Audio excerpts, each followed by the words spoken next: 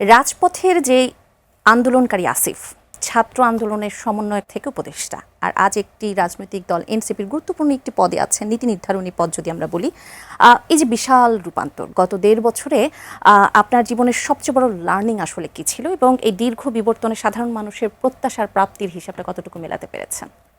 গত ১.৫ বছর আসলে অনেক কিছুই বদলে গেছে। বাংলাদেশের জাতীয় জীবনে অনেক কিছু বদলে গেছে, আমাদের ব্যক্তিগত জীবনে অনেক কিছু বদলে গেছে এবং আমরা রাজনীতির সাথে কিংবা এই প্রতিবাদ আন্দোলনের সাথে জড়িত হয়ে ঢাকা বিশ্ববিদ্যালয়ে আসার পর ২০১৮ সাল থেকেই এবং একটা দীর্ঘ পথ পরিক্রমায় এসে ২০২৪ সালে আমাদের যেই স্বপ্ন এই দেশকে ফ্যাসিবাদ মুক্ত করা, সেটা বাস্তবায়িত হয় বাংলাদেশের জনগণের আত্মত্যাগের মধ্য দিয়ে, হাজার হাজার আমাদের সহযোদ্ধাদের জীবন দেওয়ার মধ্য দিয়ে এবং আহত হওয়ার মধ্য দিয়ে।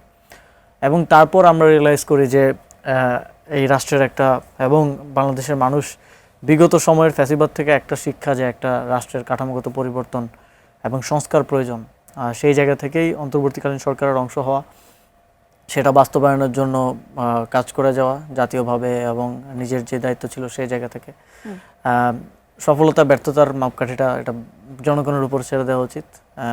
তবে আমাদের জায়গা থেকে আমরা সর্বোচ্চটা চেষ্টা করেছি, আমাদের ক্ষুদ্র অভিজ্ঞতায়, ক্ষুদ্র সক্ষমতায়।